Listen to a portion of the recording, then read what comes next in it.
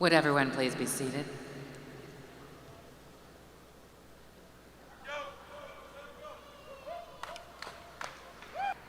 Your Holiness, as both the head of the state and the spiritual leader of Tibet, you have spent your life committed to serving humanity. At the age of 2, you were recognized as the reincarnation of the 13th Dalai Lama and formally enthroned as the 14th Dalai Lama at the young age of 15.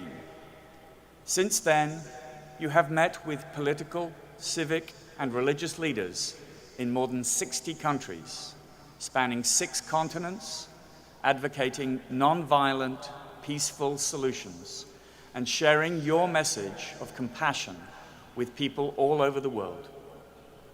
In 1989, you were awarded the Nobel Peace Prize in recognition of your opposition to the use of violence in Tibet's struggle for freedom. Your Holiness, we honor the efforts and sacrifices you have made to uphold democratic values and ethical responsibility. You are a symbol of peace and tolerance and gracefully remind us of the importance of cherishing our historical and cultural heritage while others demonstrating respect towards everyone. We laud you for your distinguished contributions to Buddhist philosophy and your leadership in promoting a calmer, more peaceful, and sustainable world.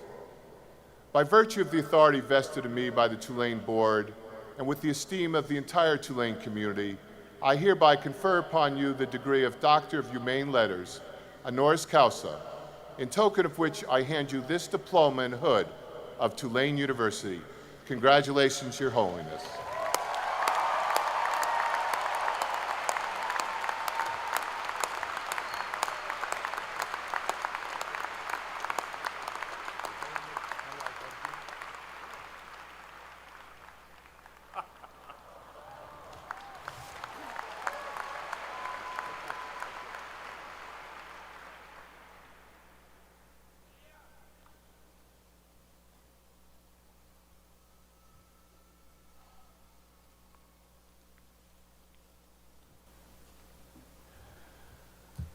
When I first learned that His Holiness, the 14th Dalai Lama, was going to speak with us, I felt honored and humbled. And then I thought how strange a task it would be to introduce him. No one can really introduce this man, and I knew that just by being in his presence, the audience would know all it cared to know.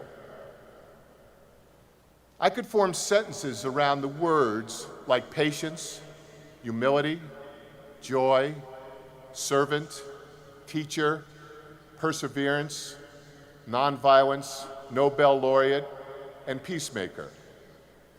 But they would only serve to delay us all from the message you came to hear. So I will use an original source, the man himself.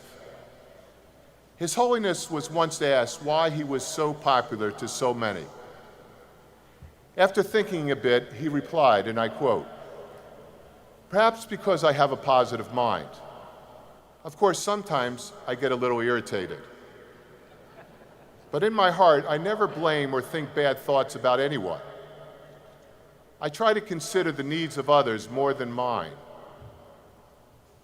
When I meet someone for the first time, they are not a stranger to me. I always have the same impression. He is another human being. Nothing special. Me too. I'm the same. Under this skin, same nature, same kinds of desires and emotions." Unquote. Tulane University's motto is Non sibi sed suis, a Latin phrase that translates as not for oneself, but for others. Or as His Holiness expressed it, to consider the needs of others more than mine. Please welcome a gentle man of great faith and humility, His Holiness the 14th Dalai Lama.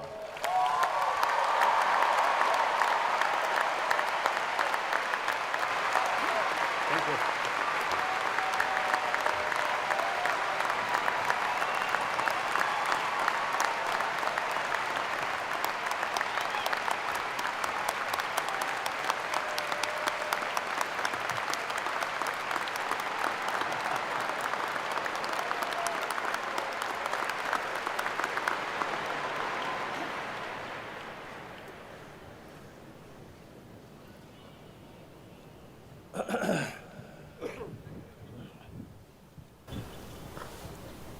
respected the president of the famous, I think, university, and other teachers or professors, and particularly young brothers and sisters who now achieving some sort of result,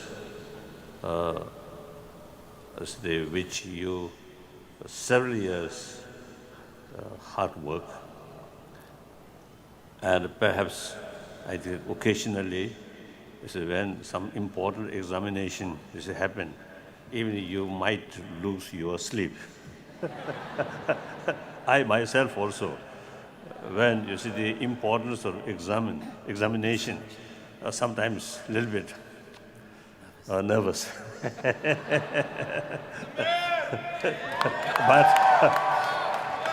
but now you really achieved, you see, the result of your hard work or study. And I'm very much impressed. You see, you student here, while you study, you also, you see, engage some sort of helping other people, serving other people. That's so wonderful. I think the very purpose of education is, you see, something meaningful life. In order to become meaningful life, you see, take care about others' well-being. Then you feel, oh, my life, now something meaningful. Just think oneself, and worst case, exploit other, bully other, cheating other. Then deep inside, you won't feel very sort of happy. So therefore, I always say, I always believe, the very purpose of our life is happy life, happiness. I think the simple reason, our existence very much based on hope. No guarantee our future, something good, no guarantee. But we simply exist on hope.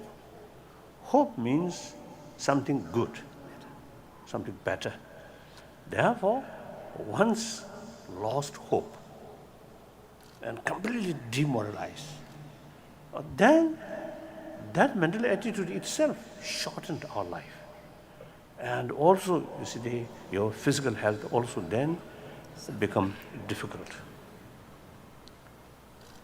So hopeful, always, in spite of difficulties, always keep optimism. I can overcome these difficulties. Then that mental attitude itself not only bring inner strength or self-confidence, but also, you see, that way, you see, you can carry your conduct more honestly, more truthfully, more transparently. That brings trust. Trust brings friendship. We are a social animal. We need friends. And also on the world, many problems, one individual, you see, cannot solve these things. Cooperation, not only your own community people, but also global level, like the global warming. These problems, we need worldwide cooperation effort, cooperative effort. For that, trust, friendship, that's very essential. I think our day-to-day life, if someone who a little bit sort of distance each other, then difficult to expect some kind of cooperation. Difficult. So the cooperation, highly necessary. The basis of cooperation is trust, friendship. So therefore, I very appreciate you already start some work or serving others. That's wonderful. So then now, Of course, I heard, you, I think, mention, your own state or your own nation. Wonderful. Of course, it should be. But at the same time, America, the greatest democratic country. So you should look whole world, global level. Actually, I often telling people, America is the leading nation of free world. Very, very important. So you see, you think on global level. Now here, in order to create sense of global responsibility, it is extremely important to develop concept of oneness of humanity. 7 billion human beings, we are part of that.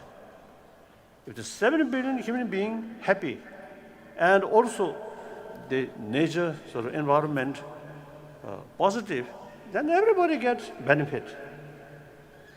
If global level, 7 billion human beings facing some sort of difficulties, individual cannot escape from that. And then, of course, now as far as the modern education is concerned, As far as modern education is concerned, I'm someone who hasn't attended a class even for a single day. my knowledge, I think, compare your knowledge, my knowledge almost zero, nothing. So, may not be very, very appropriate, appropriate to tell you, but according to my own little experience, many problems on global level and also national level, even community level. So these problems, many of these problems actually our own creation. Of course, nature problem, nature disaster, that's beyond our control. But many other problems, essentially our own creation. So logically, when we, logically, these certain problems which are self-created, therefore, we must have the ability to overcome these problems or to reduce these problems, because this is man-made problem. If this problem created by some other,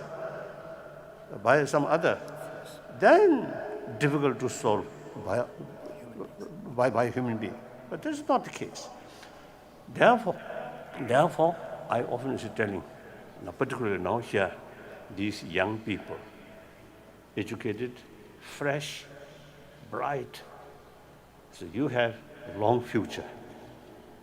Now my generation, not only myself, but some other sort of, the professors, you see, great learned people, you see, we actually is the same sort of, same generation of 20th century.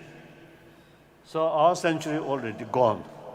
So we, generation who belongs to 20th century, now gradually say to bye-bye. Now you, or people, or generation whose age below 30, 20, 15, you truly generation of this 21st century.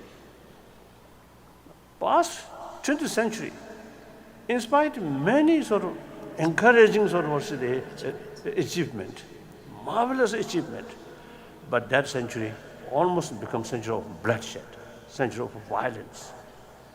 Some historian, they say 200 millions of people killed through violence. If that immense violence, including use nuclear weapon, nuclear bomb, immense violence really create better shape of the world, then some people may say, oh, worthwhile, or some sort of, some justification. No, that's not the case. So therefore, now, this century, just we are in the beginning. About 13 years past. Now, 87, right? 87 years is yet to come. So therefore, future is very much sort of open. So our behavior really can make new shape of the world. So please, generation of the 21st century, think more global level and try to create more peaceful world. That means more compassionate world. So long sense of concern of others' well-being there, respect others' life there, then no room use violence, because you respect others' life, you love others.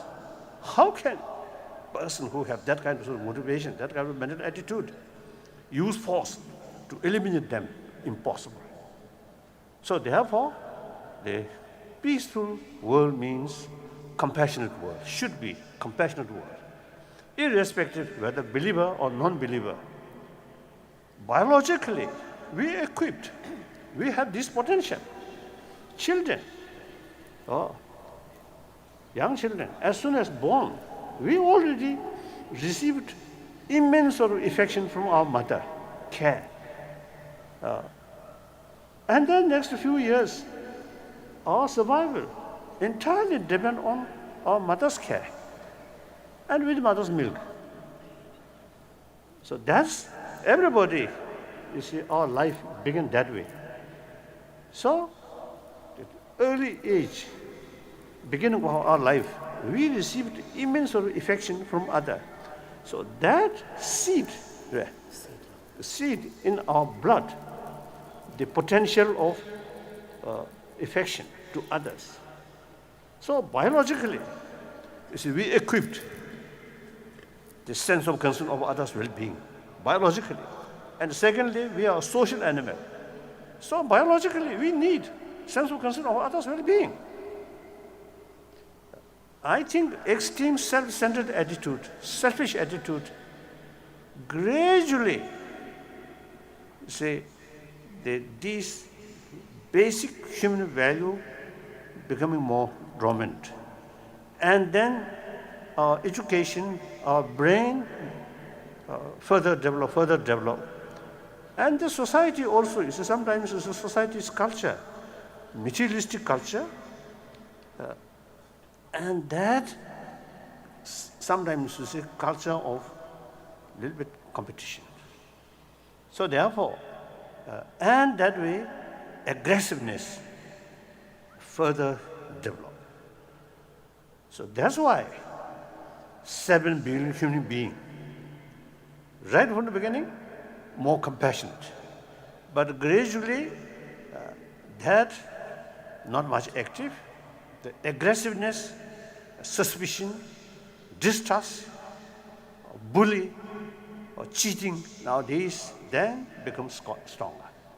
So that, I think, we can reduce these things through education, through awareness, not necessarily through prayer, through religious faith. Simply use our common sense. Everybody wants a happy life, happy family, happy community. Real happiness very much related with our emotion, not money. So therefore, please now, these young brothers, sisters, please pay some attention about our inner value. Then your brilliance or brain and warm-heartedness come together.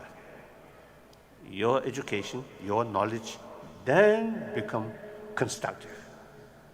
If among students really bright, but if you neglect about warm-heartedness, eventually some of you truly become troublemaker on this planet. Education alone sometimes create more problem. Individuals themselves also not necessarily be happy one. Always worry, loneliness, scare. when we meet this person, fear, some fear, distrust. Meet these people. Result, lonely feeling. That's against the basic human nature, like that. So therefore, please pay some attention and some sort of knowledge how to create inner peace. Through inner peace, all your profession knowledge can be constructive. All profession knowledge headed by motivated by anger, hatred, suspicion, then your knowledge become destructive. That much my own experience, and also observing.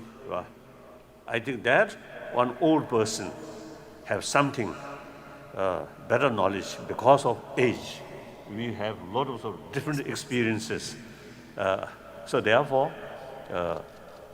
I myself, I often, you see, when I meet my old long-time friend, then many cases, they express to me, your face not much change, still looks young. What is secret about that? I have nothing. I think usually I sort of, now I do too much. Too much. This is more ceremonial way. So I do not want to spoil that. So in any way, now you see, you really now, our hope relying on your shoulder.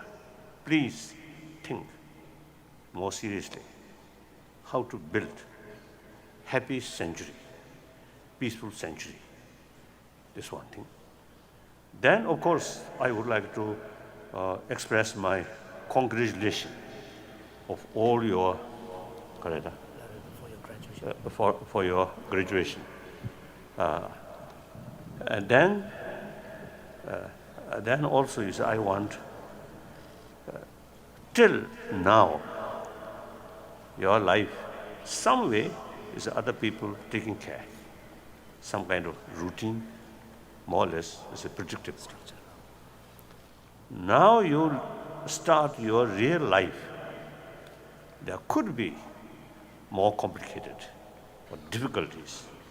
Then you should not, due to small incidents, demoralize. This is really source of failure. In spite of difficulties, you must keep optimism and self-confidence. This is very, very important. That I want to share with you. And then, of course, whenever I received some honor degree, I always say, the great honor and feel very happy. So I must thank you. And then special thing, usually without much effort, some degree given me is something wonderful. So thank you very much. Thank you. I promise, see, the seniors are also the brothers, sisters, and also younger brothers, sisters. Now, my age already nearly 78. But next, perhaps another 10 years, 88. And then, most probably another 10 years, 98. So I promise my body, speech, and mind dedicate well-being of others. That I will carry that kind of sort of thinking, that kind of commitment. That kind of commitment will carry. So hopefully your honorary degree may not spoil. Thank you. Thank you. Bye-bye.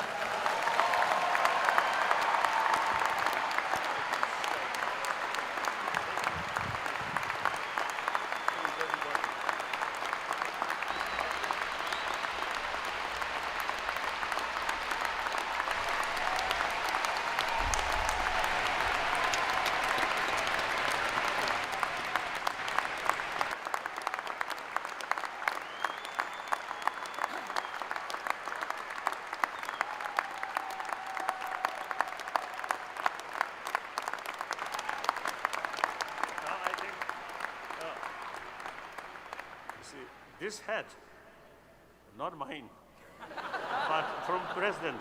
He hired me this, so now return to you.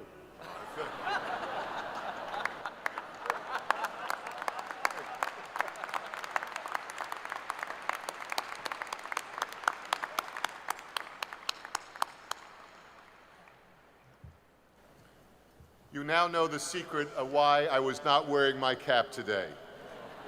His Holiness did not have his, I gave him mine as a sign of love and affection, but I'm also hoping with this cap on now, I will be inspired and I will reach to greater things than I ever have before because of you. Please join me again for thanking His Holiness.